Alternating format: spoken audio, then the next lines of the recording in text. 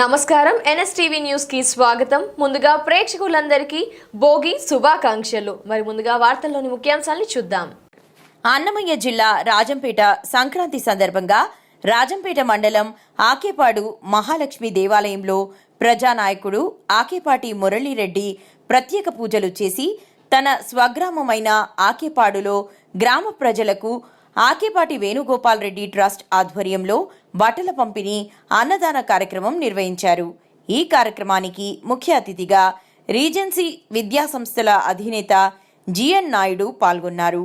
ఈ సందర్భంగా ఆయన మాట్లాడుతూ ఆకేపాటి మురళీరెడ్డి తండ్రి వేణుగోపాల్ రెడ్డి జ్ఞాపకార్థం పండుగల సమయంలో పేద ప్రజలకు బట్టలు అన్నదానం కార్యక్రమాలు చేయడం ద్వారా పుణ్యం లభిస్తుందని అన్నారు. సంతోషం కలిగించిన విషయం నాకు. కాబట్టి నాకు మొట్టమొదటి నుంచి ఆకేపాడుతో గోపాల్ రెడ్డి వల్ల ఒక సత్సంబంధం ఉంది. నాకు గోపాల్ రెడ్డి లాంటి స్నేహితులు రేరుగా ఒకరు ఇద్దరు ఉంటారు, కానీ నా లైఫ్ కమిటెడ్. నేను ఎక్కడికి పోతా ఉన్నా కూడా నాతోనే ఉండేవాడు, అన్ని జాగ్రత్తలు చేసుకుంటూ ఉండేవాడు. వయసు నాకన్నా చిన్నవాడు, కానీ మరి భగవంతుడు ఆయన ముందే తీసుకుపోయాడు. వాళ్ళ పిల్లలు ఆయన చేసిన కార్యక్రమాన్ని కొనసాగిస్తున్నారు, సంతోషకరమైన విషయం.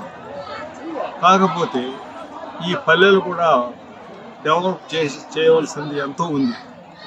ఇప్పుడు అన్నమయ్య డ్యాము బ్రీచ్ అయిపోయింది. బ్రీచ్ అయిపోతే దానివల్ల ఎంతోమంది రైతులు చేశారు. ఇప్పుడు ఆ డ్యామ్ బ్రీచ్ అయిపోయి 5 years అయింది, కానీ పలకరించే దిక్కే లేదు. కాబట్టి ఈ మధ్య చంద్రబాబు నాయుడు గారు వచ్చినప్పుడు ఎలక్షన్స్ క్యాంపెయిన్ ఇది టేకప్ చేసి తొందరగా కంప్లీట్ చేస్తామని చెప్పడం జరిగింది. కాబట్టి లోకల్గా ఉన్నవాళ్ళు ఆయన పైన ప్రెషర్ తేవాలి. రెండవది, ఒక మాట చెప్పిన తర్వాత ఆయన తప్పే వ్యక్తి కాదు. నేను కలిసినప్పుడు కూడా డెఫినెట్గా ఆయన నోటీస్ తీసుకుపోతాను.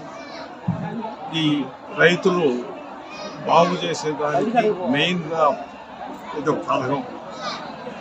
దానివల్ల రైతు సామాజిక వర్గానికి ఎంప్లాయ్మెంట్ అనేది జరుగుతుంది. రైతులు బాగుంటే అందరూ బాగుంటారు. కాబట్టి అటువంటి దీన్ని మనం తొందరగా నెరవేర్చుకునేదానికి ప్రయత్నం చేయాలి. తర్వాత ఈ ఏరియాలో కూడా డెవలప్మెంట్ కార్యక్రమాలు కూడా చేయాల్సిన అవసరం ఎంతైనా ఉంది. Rajampet will be the district head quarters రాబోయేది. ఎందుకంటే ఎలక్షన్ క్యాంప్ అయినప్పుడు చంద్రబాబు నాయుడు గారు కూడా ఈ రాజంపేటను జిల్లా చేసి ఉండవలసింది.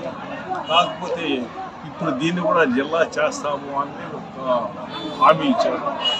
దాన్ని కూడా మనందరూ తోడ్పడుతూ డెఫినెట్గా చంద్రబాబు నాయుడు గారు చేస్తున్నారని నమ్మకం నాకు.